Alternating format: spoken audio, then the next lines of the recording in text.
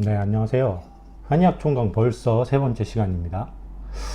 사실 이게 제가 최대한 어떤 오프라인 강의 현장감을 살리기 위해서 그냥 원테이크로 가고 있거든요. 편집을 거의 안 하려고. 거의 안 하려고도 아니고 그냥 원본 그대로 올리려고 하고 있기 때문에 저번 강의가 50분 정도가 됐는데 막판에 좀 헤맸잖아요.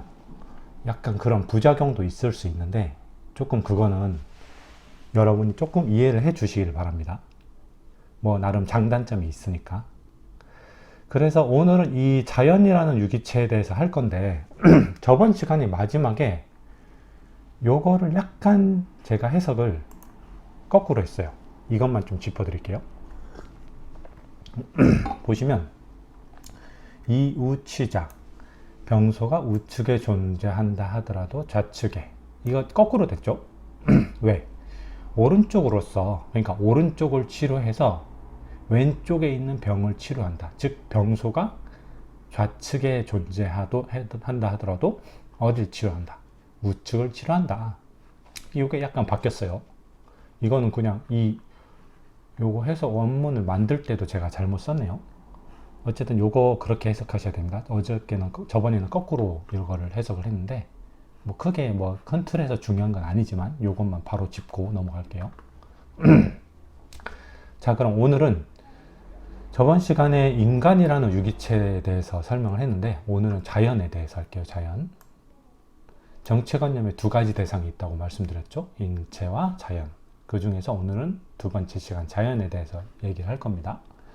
오늘은 아마 자연에 대해서도 쭉 다루는데 뒤에 이게 지리적인 여건이 미치는 영향이 있어요. 이거는 세 번째 시간에 따로 할 거예요. 왜냐면 이것도 좀 시험 내기 쉬운 요 입법방위론 쪽이 있거든요.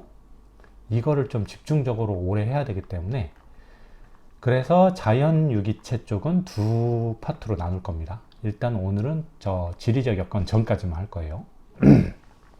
보시면 봅시다. 어제 잠깐 언급했었는데 이것도 자연의 변화 역시 지속적으로 인체에게 영향을 미치게 되면 이거는 뭐 누구나 다 좀 공감을 하시죠. 뭐 더우면 뭐 우리 몸도 더워지고 겨울 되면 추워지고 이거는 당연한 건데 사실 이 유기체라는 게 이렇게 단방향적으로만 해석을 하시면 안 돼요. 인체의 변화 또한 무조건 자연에 영향을 미칩니다. 근데 이게 왜? 미미할 뿐이지. 항상 이런 거를 잘 아셔야 돼. 이런 걸 명심하셔야 돼요. 결국 유기체이기 때문에 자연이라는 어떤 뭐랄까 되게 거대하고 힘이 강력한 그런 어떤 장부 조직이 있고 짜잘한 조직들 있잖아요. 이런 것들이 뭐 인간이겠죠. 근데 이게 다 어쨌든 인체에서는 경락이라는 그런 구조물이 있듯이 얘네도 어떤 모종의 그런 구조물로 인해서 다 연결이 돼 있단 말이야. 그렇기 때문에 항상 이렇게 단방향성으로만 가는 건 아니에요. 무슨 말인지 알겠죠? 얘네에서도 가는데 그거를 우리가 인지하지 못할 정도로 그 영향이 되게 미미할 뿐이지 무조건 이거는 전체적으로 흘러갑니다. 양방향적으로. 그것만 이해하시면 될 것 같아요. 그래서 여기서 중요한 거는 이거죠.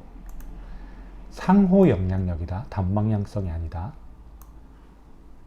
그 중에서 엄청나게 큰 영향을 미치는 요 방향성 있죠. 자연계에서 인체로 주는 변화. 이 영향력이 뒤에 배울 오운육기론의 주요 논지 전개 대상에 해당됩니다. 조금 이해가 가시죠? 사실 이 오운육기도 어떻게 보면 이 유기체 정체관념에서 나온 거예요. 자연이 인간에게 영향을 주는데 과연 구체적으로 어떤 형태의 영향을 주느냐 그거를 다룬 게 오운육기론이라고 보시면 되지.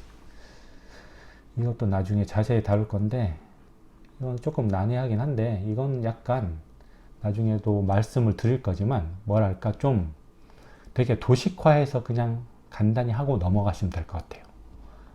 뭐 자세히 하다 보면 한도 끝도 없으니까 얘는. 그래서 자연이라는 유기적 정체를 다룬 문구들, 원문들 일단 봐야겠죠. 원문이 또 시험에 나올 수 있으니까 봅시다.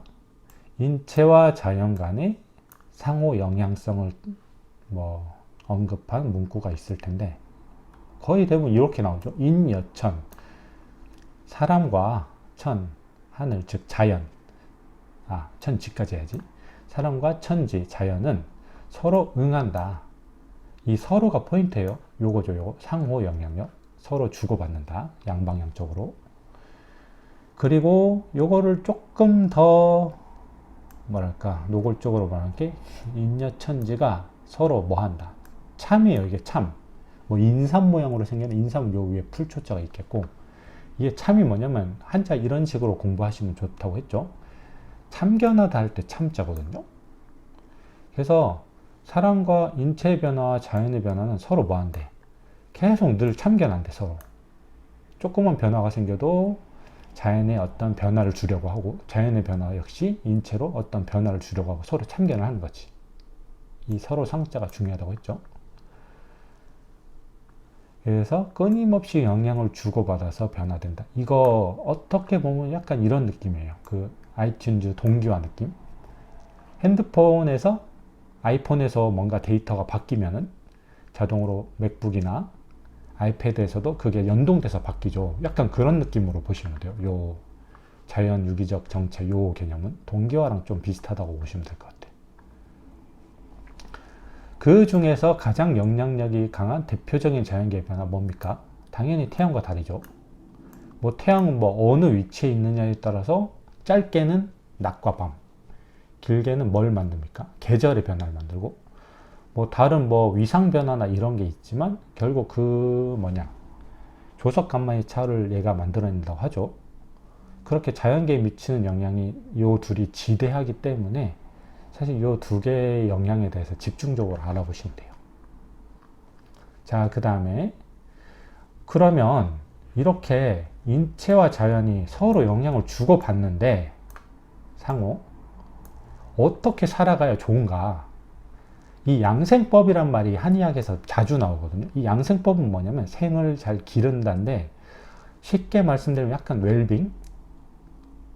뭔가 크게 자연에 거스르지 않고 살아가는, 그래서 조금 무병장수할 수 있는 방법? 그 정도라고 보시면 돼요. 양생법은.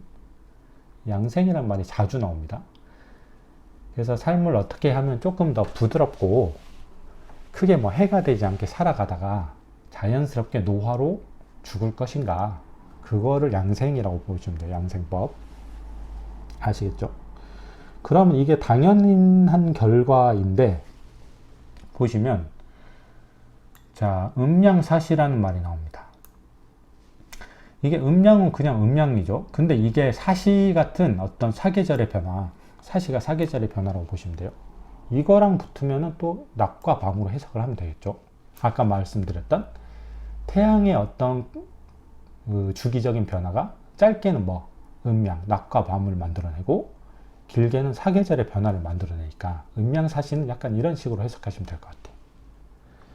그래서 결국 아까 해와 달을 두 개를 들었지만 사실상 이 태양의 변화가 제일 중요하잖아요. 그래서 요거 태양의 주기적 변화에 의해서 생기는 요 낮과 밤 사계절의 변화는 결국 만물의 시작과 끝, 만물의 시작과 끝과 시작, 그리고 생과 사라는 삼라만상 공통의 순환적 변화를 유발하는 가장 근본적인 원인이다. 사생의 근본. 쉽죠? 태양의 어떤 이런 변화가 유발되기 때문에 만물이 생로 병사, 생장, 화수장 이런 주기적인 변화를 겪게 되는 거지. 그러면 어떻게 해야 돼요? 당연히 이런 거대한 흐름은 무조건 흐름에 몸을 맡기고 따라가야 돼요. 이거를 거스르려고 하면 무조건 역방향으로 가면 무조건 이게 병이 생깁니다. 그래서 이게 여기 나오죠. 이러한 거대한 변화를 거스르고자 한다면 반드시 큰 재해를 입게 될 것이다. 거스르다죠. 역성혁명 이런 것들. 거스르고자 하면 재해가 발생한다. 만약에 이에 순응하여 살아간다면 따르다 종지, 얘는 뭐예요? 역지죠. 그러면 순응하여 살아간다고 해도 아프거나 그럴 수 있죠. 사람이 타고난 어떤 선천적인 기운도 있고 그런 것까지 뭐 어떻게 할 수는 없는데, 완전히 무병장수할 수는 없지만 최소한 어떤 거, 가혹한 괴로움이 유발되는 것 정도는 예방할 수 있다. 완전히 무병장수를 할 수 있다는 건 아니에요. 근데 최소한 어떤 거, 자기가 갖고 태어난 그 기운을 최대한 뭐랄까 손상받지 않고 살아갈 수 있다. 그 정도로 보셔야지. 그래서 이거 가질불기, 뭔가 가혹한 질병이 일어나는 것 정도는 예방할 수 있다. 요거 이거 무슨 가예요? 가렴주구 그 사자성어 있죠? 막 그 나라에서 막 세금을 너무 세게 삥 뜯는 거 가렴주구. 가혹하게, 가혹하다 그런 느낌이에요. 가혹한 괴로움이 유발되는 것 정도는 예방할 수 있다. 이게 바로 뭐다? 도를 깨우친 삶이다. 득도한 삶, 양생적 관점에서. 되게 간단하죠. 어떻게 보면 자연과 인간이 상호 영향을 주고받는데 그 자연에서 오는 흐름이 너무나 강해. 이거는 너무나 강해서 모든 산로만상의 생로병사를 어떻게 보면 주관한다고까지 보여져요. 그렇기 때문에 이거를 거스르는 거는 엄청나게 뭐랄까 어리석은 짓이라 이거지. 그래서 그거에 종지, 순응하면서 살아가야 뭐 피해를 최소화하면서 살 수 있다. 그거를 득도한 삶이라고 한다. 요 정도예요. 두 번째 보죠. 성인. 성인군자라고 하지만 여기서는 뭘 봐야 돼요? 요 양생의 도를 깨달은 사람들이겠죠. 요 현명한 이는 여기서는 뭐 공부를 잘한다, 뭐 세상 뭐 모든 이치에 깨우쳤다, 그것보다는 어쨌든 현명한 이는 뭐래? 춘하 양양. 봄과 여름에는 양을 기르고 추동에는 가을과 겨울에는 뭘 자양한다? 음을 자양한다. 이것도 사실 비슷한 얘기인데 이거는 되게 뭐랄까 개괄적인 범위에서 얘기를 한 거라면 이건 조금 더 세부적으로 들어간 거예요. 쉽게 말하면 나중에 음양론 시간에서 배울 건데 양은 그냥 동적인 겁니다. 그렇게 보시면 돼요. 그리고 음은 반대로 뭐겠어요? 정적인 거죠. 그러면 쉽게 말씀드리면 우리가 해가 떨어지면 운동을 안 하는 게 좋다는 식으로 운동은 가급적 낮에 해가 떠 있을 때 하라고 티칭을 하거든요. 좀 비슷한 거예요. 해가 떠 있고 해가 떠서 양기가 왕성해지면은 우리 몸에서 뭔가 운동을 할 준비가 되면서 그때 운동을 해야 돼. 근데 이미 해가 지고 양기가 안으로 수렴되면서 몸은 잘 준비를 하는데 그때 운동을 하는 게 대표적으로 이렇게 어떤 자연의 흐름에 거스르는 행동이에요. 역지하는 행동이지. 그래서 이 봄과 여름도 크게 보면 계절이지만 낮과 비슷하게 보시면 돼. 봄과 여름은 약간 동적으로, 가을과 겨울에는 약간 정적으로 생활하라 이거지. 조금 느낌 오시죠? 그럼으로써 만물이 생장부침하게 되는, 뭐 생로병사라고 봐도 되죠. 생장부침하게 되는 근원적인 주기적 변화의 문으로 진입해 순응하며 살게 된다. 그냥 이것도 똑같은 얘기예요. 종지하라 이거예요. 역지하지 말고 그 자연의 거대한 흐름에 거스르지 말고 순응하면서 살아라. 이거 보시면은 여기도 종자 나오죠. 어떤 그 근본적인 변화, 즉 만물이 부침하고 생장하는 그런 문, 즉 자연계의 거대한 변화라는 거대한 그 근원적 변화의 흐름에 종하라. 순응하면서 살아라. 만약에 여기 나오죠. 그 근원적 변화에 거스르면 어떻게 된다? 무조건 어떤 소멸의 길로 갑니다. 벌기본. 어떤 우리 몸의 근본인 진기, 체내의 근본인 진기가 손상되는 지경에 이를 것이다. 이것도 재해를 입는 거랑 비슷하죠. 결국은 우리 몸의 어떤 중요한 성분들을, 물질들을 계속 갉아먹다가 결국에는 그러면 병이 생기고 그러면 또 요절하겠죠. 결국 이 두 문장은 큰 관점에서는 그냥 동일한 내용을 다루고 있는데 이거는 그냥 뭐랄까 큰 변화의 흐름에 맞춰서 살아가라. 이건 뭐예요? 거기서 조금 더 디테일하게 들어가서 봄과 여름에는 어떤 동적인 변화가 일어나니까 양을 기르고 가을과 겨울에는 정적인 변화가 일어나니까 음을 길러라.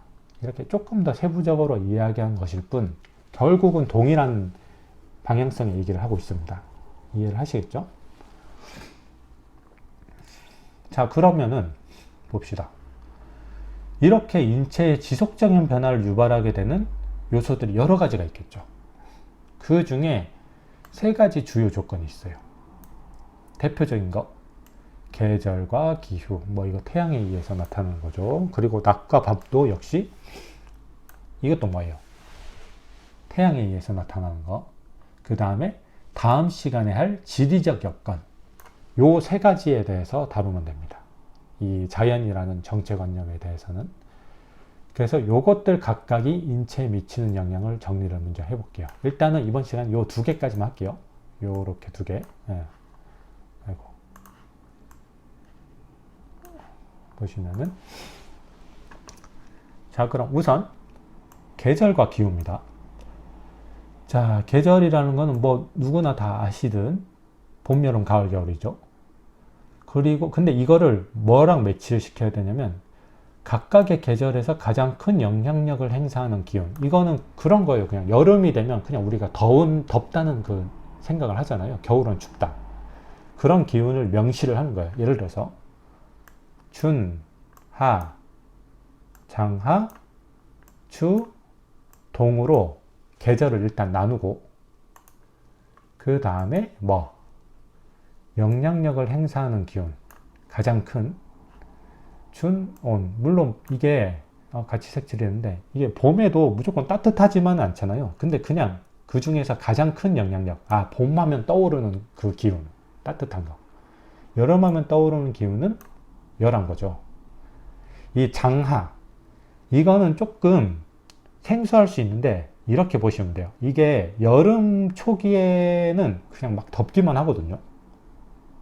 근데 이게 그 더위가 누적되면서 이게 슬슬 땅이 가열이 되기 시작하다 보면 그냥 단순히 더운 상태를 벗어나서 이제 뭐 지표면에 있는 모든 수분인들이나 이런 것들이 항상 증발돼서 공기 중에 많이 떠다니게 되죠. 그게 어떤 상태예요? 여름 말기에 막 습한 상태가 되거든. 빨래도 안 마르고 땀 줄줄줄 흐르고. 그래서 초반에 그냥 더운 상태가 그냥 여름 하라면은 여름이 오래 지속된 장하, 오래 지속돼서 그 약간 후반기 여름, 그때는 되게 특징적인 상황이 나타나죠. 습. 이거 조금 이해 가시죠? 그래서 이거는 약간 사우나 같은 느낌. 덥기도 덥지만 되게 습한 게 지배적인 느낌. 여름의 초반 그 상반기에는 그냥 되게 뜨겁기만 한 거. 이게 지연적으로 반응이 누적되면서 습한 거로 가는 거죠. 조금 장하에 대해서 아시겠죠? 그럼 이 습해졌으면 이제 뭐가 돼야 돼? 건조해지거든, 가을에. 슬슬 가을이 되면 지금 시기죠. 건조해지고 겨울로 접어듭니다, 이제. 겨울은 당연히 뭐예요? 차죠. 열하고 반대되는 거. 이렇게 뭐랄까, 계절과 그 계절에서 가장 큰 영향력을 행사하는 기운을 정리를 할 수가 있습니다. 아까 말씀드렸듯이 장하에는 무조건 습한 기운만 있는 게 아니에요. 그렇게 생각을 하시면 안 돼요. 장하에도 무조건 물론 덥죠. 더운데 그 중에서도 이게 대표적인 기운이다. 이렇게 보시면 돼요. 이게 왜 중요하냐? 이게 요런 어떤 대표적인 기운들이 삼라만상에 어떤 특정한 영향을 미치거든요. 봄에 따뜻한 거는 요걸로 생, 그리고 장하에는 화, 수, 장. 각각 요런 식으로 1대1 대응이 됩니다.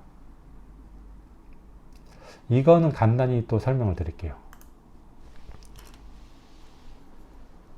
일단 생이라는 거는 간단히 설명드리면 뭔가 씨앗처럼 단단히 응축된 상태가 있는데 여기에서 새싹이 돋듯이 단일 방향성, 한 방향성으로 이렇게 퐁 하고 터져 나가는 거예요. 이게 생. 오행적으로는 목이라고 보면 되죠. 아시겠죠? 그 다음에 어떤 방향성을 띱니까?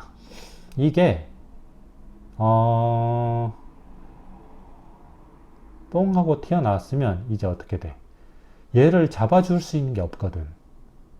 여기 완전 텅텅 비었잖아요. 그렇기 때문에 얘는 위로도 쭉쭉 자라지만 이렇게 막 쭉쭉 퍼져나가거든. 조금 무슨 말인지 알겠죠? 목은 단방향적으로 퍼졌다면 이 장이라는 거는 약간 여러 방향으로 퍼져나가는 거예요. 이게 오행에서는 완전히 화에 해당되죠. 이거 오행 시간에 자세히 할 겁니다. 그 다음에 장화에서는 이 화라고 나오는데 이거 어제 잠깐 언급을 했었죠. 변과 화의 차이에 대해서. 이 화는 방향성 자체가 바뀌는 거예요. 그래서 지금 장화에는 약간 습한 기운이 있는데 뭔가가 좀 두드러지게 나타나진 않는데 이렇게 뭔가 계속 뻗어나가는데 얘네의 뻗어나가는 속도가 슬슬 줄어드는 거지. 왜? 이제 다시 역방향으로 가야 되니까. 이게 장하에서 나타나는 화란 겁니다. 좀 느낌 오시죠? 그 다음은 어떻게 될까요? 가을에는 글자가 왜 이래? 수죠. 이거는 수렴만 믿는답니다. 수렴.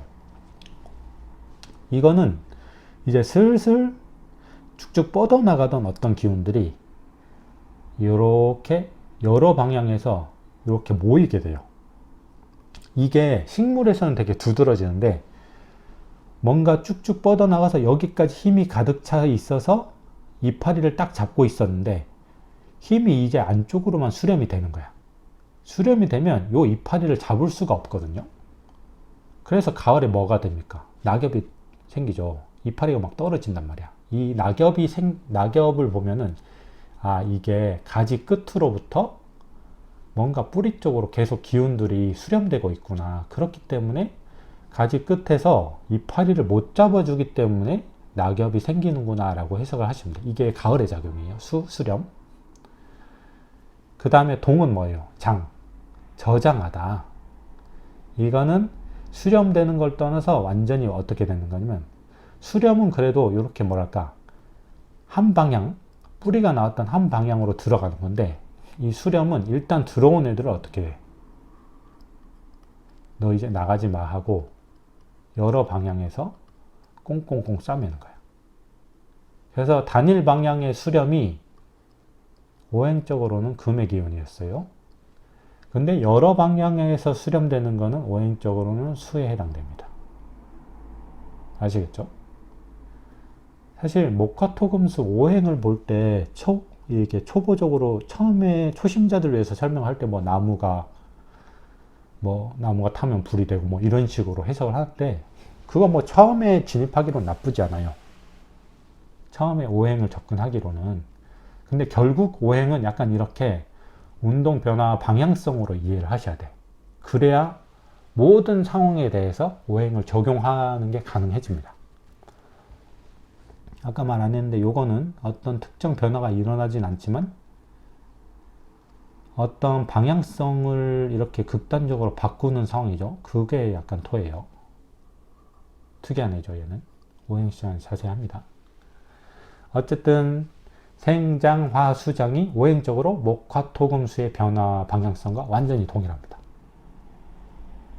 이해가 가시죠? 그래서 이 생장화수장은 추나 장하추동 온열 습조한과 완전히 대치를 해서 1대1 대응해서 외워두셔야 돼요.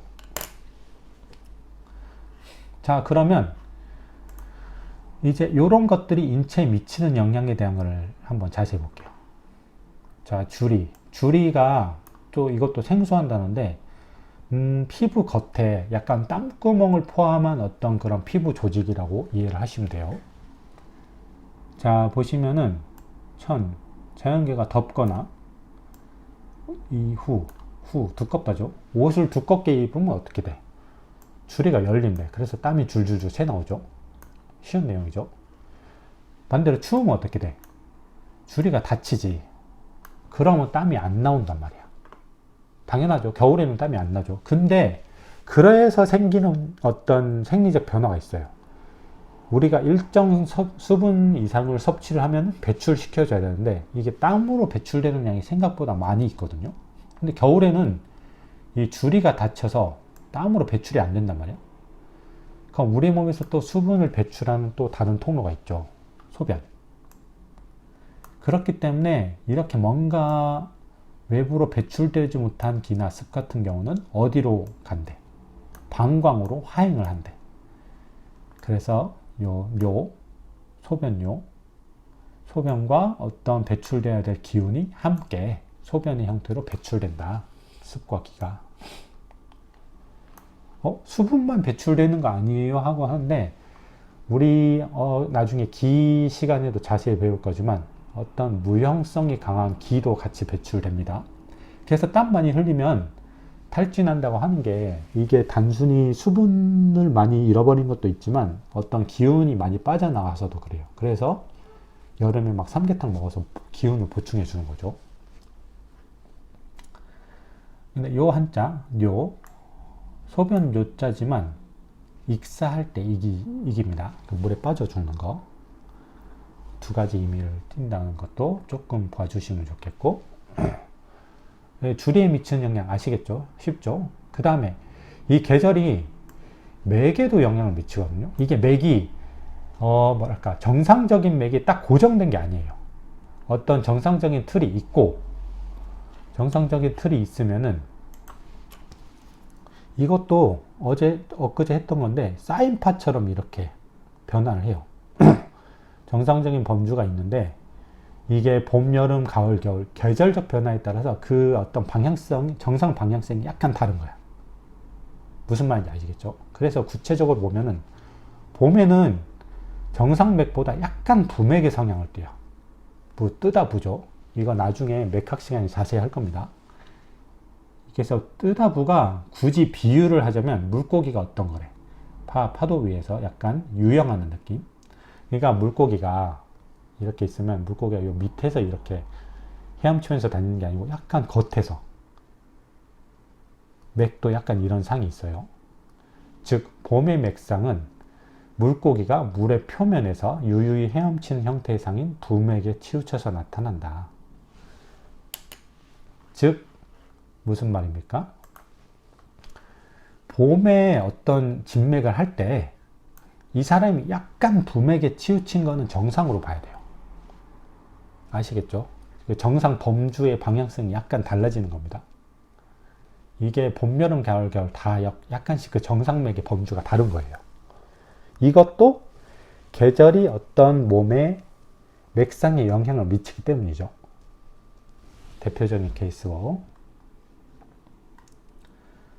자, 좀 빨리빨리 해야 될 것 같습니다. 그 다음에 계절별 권장 양생법. 양생법이죠. 어떻게 살아가야 되냐. 이거는 사기조신. 사기조신이라고 해서 어떤 사계절의 변화에 어떻게 신을 조절해서 맞춰 나가서 살아가느냐. 그거예요. 보시면은 사시. 봄, 여름, 가을, 겨울이죠. 일반적인 변화를 봅시다. 봄은 어떻게 돼? 천지의 기운이 모두 생한다. 천지가 구생. 모두 생한다. 그리고 만물 또한 피어나기 시작한다. 아까 그 생이죠, 생. 그래서 얘는 이 명칭이 중요해요. 명칭을 외워두셔야 돼요. 발진. 이게 뭐냐면 발은 펴다. 펴서 진열할다 할 때 진이거든요. 하나하나 늘어놓는다. 이제 슬슬 뭔가 산물들이 등장하기 시작하는 거야. 자연계. 그 다음에 여름 보면은 천지 기운이 조화롭게 교차되면서 만물이 완전히 찬란하게 번성을 하는 거예요. 화실. 아까 그 장이죠. 생장화수장에서 장. 그래서 이거는 번수래, 번수. 수음이한가 할 때 수인데 아름답다. 번은 번성하다. 만물이 번성한 거죠. 그 다음에 가을. 이제는 뭐 됩니까? 하늘의 맑은 기운이 급격히 움츠러들며 그 다음에 땅의 음기 또한 희미해져 기후가 아주 맑게 나. 가을 그 하늘이 아주 맑죠. 그래서 이거는 수렴 준비를 하는 거야. 뭐랄까 그 여름 후반기에 막 습했던 것들이 지배하다가 습해서 막 구름도 많고 안개도 많고 그러다가 이제 가을이 되면서 그 습한 것들이 없어지는 거지. 그래서 기후가 맑아지는데 이거는 명칭이 용평이에요. 어떤 말이냐면 수용하다 이거. 용은 수용하다. 그래서 삐쭉삐쭉 뭔가 장했던 그런 형태들이 슬슬 평평하게 만들어지기 시작한다. 아시겠죠? 그 다음 겨울은 쉬워요.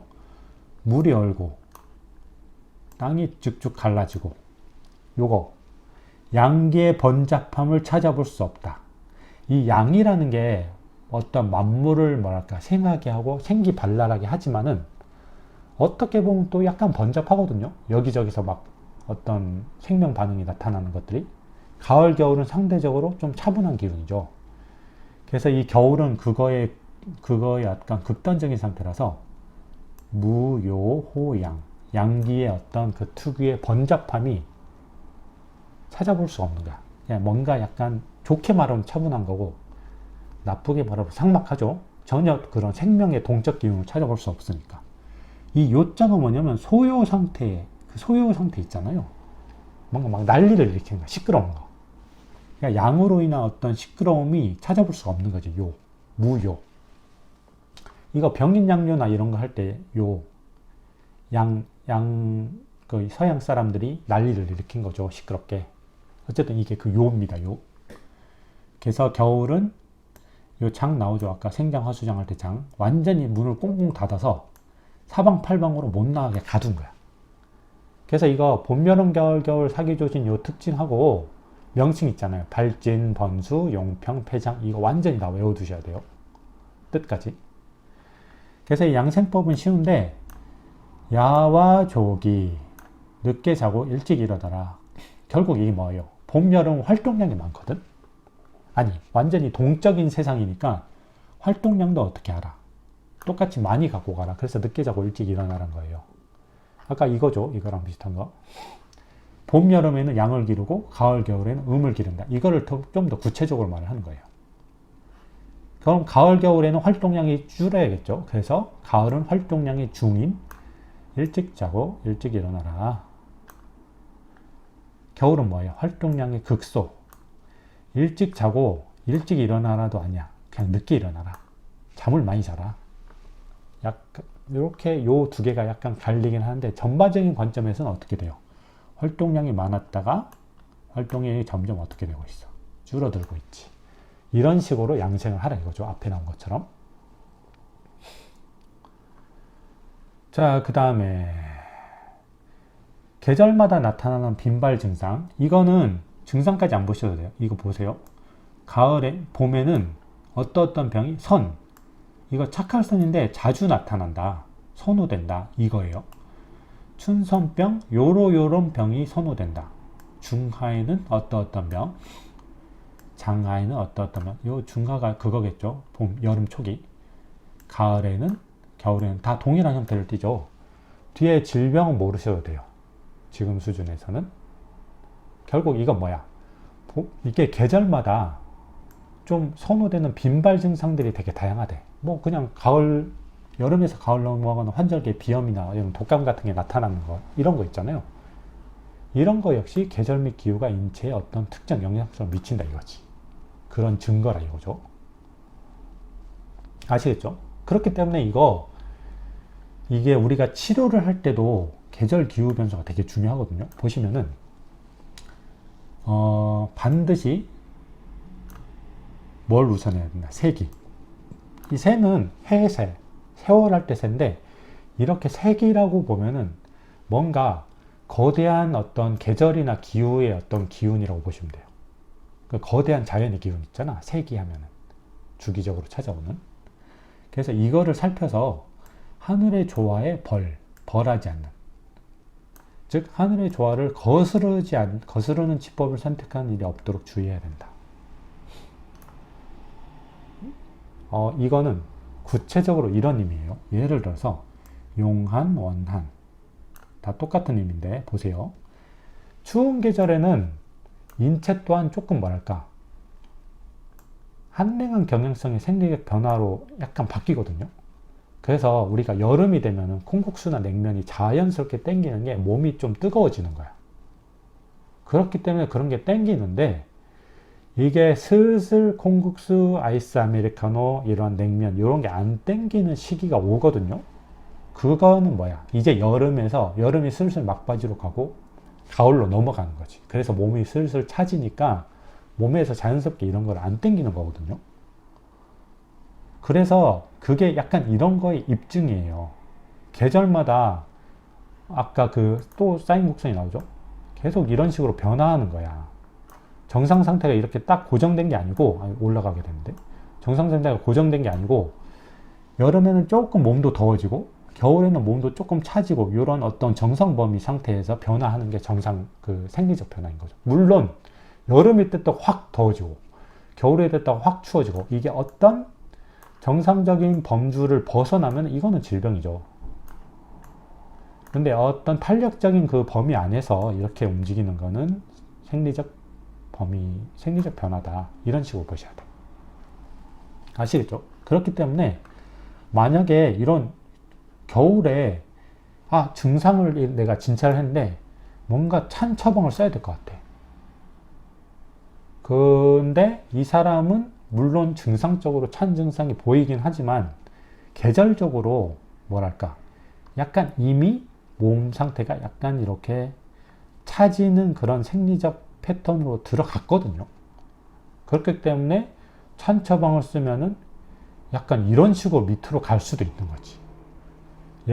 여름에 비해서. 여름은 이미 약간 이렇게 올라갔기 때문에 찬 처방을 써도 그냥 평타 정도로 이렇게 머문단 말이에요. 근데 겨울에 이렇게 몸이 내려갔는데, 이 사람 몸이 차다고 해서, 몸이 좀 뜨겁다고 해서 찬 처방을 쓰면 쉽게 이렇게 빠질 수가 있는 거예요. 정상 범위를 벗어날 수 있는 거지.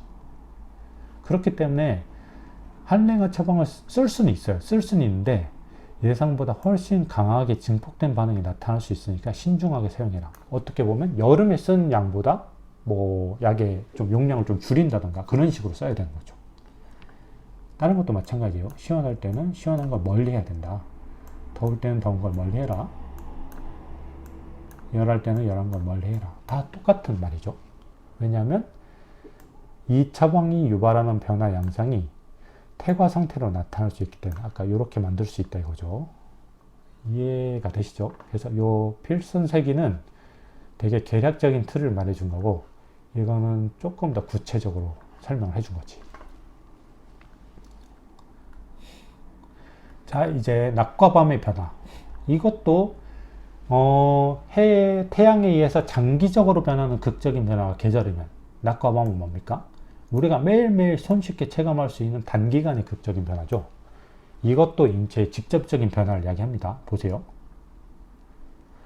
여기까지만 할 건데, 일출일몰에 따른 양기의 변화, 생리적 활동 변화. 이 양기란 거는 쉽게 말씀드리면은 어떤 동적인 거에 동기화가 잘 되는 되게 동적인 기운이에요. 그래서 해가 떠 있을 때는 뭐래? 해가 딱 일단은 뜨면은 밖으로 향하는데, 보세요. 평단. 아침이야. 해가 뜰 때. 그때는 슬슬 양기가 뭔가 움직일 조짐이 보이는 거예요. 그래서 일중. 낮이죠. 해가 중천이 떴을 때는 엄청 왕성하게 활동을 해요, 얘는. 근데 슬슬 해가 서쪽으로 가면서 해가 지면은 얘가 슬슬 힘이 빠지겠죠. 그래서 어떻게 되냐? 기문내패라고 하는데, 이거는 이렇게 해석하시면 돼요. 밤에는 활동 영역이 극단적으로 음적 영역, 즉 음분, 음분, 양분 나오는데, 이 음분은 음적 영역이라고 보시면 되고, 양분은 양적 영역이라고 보시면 돼요. 그래서 양기라는 애는 밤에는 자기도 움츠러들어 있던 거야. 근데 해가 뜨면서 슬슬 꿈틀대고, 정오, 낮에는 체내에서 활동 영역이 최대가 돼. 그리고 다시 일몰로 향할수록 어떻게 돼요? 양기의 양분 점유율이 점진적으로 감소하겠죠. 즉, 양분에서 활동하던 비율이 점점 줄어들고 슬슬 안으로 들어가는 거야. 그래서 자정즈음에서는 뭐가 돼요? 양계의 체내 활동 영역이 완전히 음분에만 응축됐기 때문에 이거는 어떻게 보면 약간 그런 느낌이에요. 양분이 영역이 있고 음적 영역이 있는데 이 둘을 연결해주는 관문이 뭔가 닫혀버린 느낌이야. 그렇기 때문에 양기가 안에서만 활동을 하고 밖에서는 활동 못하는 그런 양상이 띄는 거예요. 그거를 기의 문이 닫혔다는 식으로 표현한 것 같아요. 조금 아시겠죠? 이거는 나중에 우리가 연기 위기 할 때 위기라는 애가 이런 어떤 일출일몰에 따라서 그 활동 그 반경이 완전히 바뀌거든요. 거기에서 엄청나게 자세히 다룹니다. 그게 포인트니까 지금은 약간 일출일몰에 따라서 뭔가 활동 영역이 달라지는 기운이 있구나. 요 정도만 이해를 하시면 될 것 같아요. 그래서 보시면 오늘 여기까지 하고 끝납니다. 전술된 양계의 일중 활동 영역 변화가 병리적 변화에 미치는 영향. 자, 이거는 똑똑하신 황제가 묻죠. 뭐라고 묻느냐면 모든 병은 사실 이게 모든 병이라고 했는데 제가 볼 때는 이렇게 보셔야 돼요. 외사가 외부에서 침범해서 위기와 싸우는 병이라고 보시면 돼요. 왜냐하면 뒤에 나오는데 이해가 될 겁니다. 뒤에 내용 보면. 모든 병세를 살펴보면은 어떻게 된다? 아침에는 좀 상쾌해. 그리고 낮에는 아주 편안하고. 근데 저녁으로 갈수록 뭔가 다시 병이 가중되면서 밤이 되면 엄청 심한데 이거 도대체 왜 이러는 거냐? 왜 이런 현상이 나타나냐? 이렇게 물어보는 거죠, 황제가. 자, 우리 이제 똑똑한 기백이 대답을 합니다. 사시의 기가 그렇게 만듭니다. 즉 계절과 기후가 그리 만드는 겁니다. 여기에 한자는 나중에 할게요. 왜냐하면 사시지기의 변화가 결국 인체에는 뭘 만드느냐? 아까 말했죠. 생장, 수장, 구체적으로는 생장, 화수장과 같은 변화를 유발하며 상호 동기화되듯이 좁게 보면 하루 중의 변화 또한 이 계절하고 비슷하게 보시면 돼요. 아시겠죠? 그래서 해가 뜰 때는 뭐 아침은 결국 봄하고 비슷한 거예요. 일출 시점. 그죠? 여름은 더운 거니까 해가 떠 있는 일중, 정오. 가을은 뭐예요? 일몰 시점. 그리고 겨울은 한밤중, 야반, 자정. 그렇기 때문에 위기의 활동 영역 또한 이에 상응하게 변화되게 된다. 결국 이 위기는 나중에 배울 건데 외부에서 침입한 사기를 밖으로 어떻게 공격해서 다시 내보내는 애거든요. 그렇기 때문에 아침에는 뭐야? 위기가 꿈틀대기 시작하면서 슬슬 안에 막 응축돼 있던, 안에 숨어 있던 위기가 밖으로 나오는 거야. 그렇기 때문에 밖에서부터 슬슬 안으로 깊숙이 침투했던 병기가 뭔가 이제 슬슬 밀리는 거야. 그렇기 때문에 단해, 아침의 상쾌함이라 표현하고, 이때는 뭐예요? 해가 중천에 떠 있으면 이 위기의 활동 영역이 극대화돼서 위기가 온 전신을 커버를 할 수가 있는 거지, 이제. 그러면 사기를 이제 드디어 밀어낼 수가 있어요. 몸 밖으로. 그렇기 때문에 이제 편안해지는 거고, 이제 저녁이 되면 어떻게 돼? 저녁으로 갈수록 다시 이 위기가 계속 있어주면 좋겠는데 사기를 밀어내는 입장에선 그렇지 않죠. 얘는 다시 내부로 슬슬 가라앉아 버려요. 깊숙이. 그럼 다시 사기가 어떻게 돼요? 이제 내 세상이다 하고 다시 체내로 밀고 들어오기 때문에 다시 병세가 가중되는 거죠. 한밤중엔 뭐야? 위기가 아예 활동 안 해. 오장 깊숙이 숨어버리기 때문에 완전 사기의 세상인 거지. 그래서 사기가 홀로 전신을 지배하기 때문에 병세가 가장 심하게 된다. 그게 요겁니다. 아침엔 사람 기운이 생하기 때문에 병기가 쇠하고, 그리고 아침은 편안하다. 일중은 인기가 장해서 더욱더 편안하다. 사기가 점점 완전히 밀리기 때문에. 겨울에는 어떻게 돼? 위기가 쇠하기 때문에 사기가 다시 이제 내 세상이구나 하고 힘을 차리면서 병세가 다시 가중되기 시작하고, 한밤중에는 완전히 위기가 오장으로 깊숙이 들어가 버려.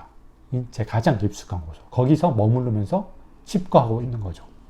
그렇기 때문에 사기가 완전히 내 세상에 대해서 독거 어심, 몸을 홀로 지배를 해버리는 거야. 그렇기 때문에 보통 병이 심해져요. 그래서 이게 무슨 말인지 알겠죠? 그래서 약간 이거를 해석을 이렇게 하셔야 돼요. 외사가 침범해서 싸우는 질병에 대해서 요 문장을 해석을 하시면 이해가 조금 더 쉽습니다. 그래서 제가 요 줄을 단 거예요. 자, 이제 오늘 세 번째 시간 자연이라는 그 정체관념의 대상에 대해서 파트 1을 했어요. 조금 이게 신기하기도 하고 재밌기도 하죠. 상호 영향을 무수히 주고받는다는 게. 그래서 다음 시간에는 이 자연 정체관념의 파트 2, 지리적 여건, 특히 요거 입법방위론 자세히 할 겁니다. 이게 조금 이해를 하면서 보면 되게 재밌어요. 아시겠죠? 그러면 오늘도 잘 들어주셔서 감사합니다.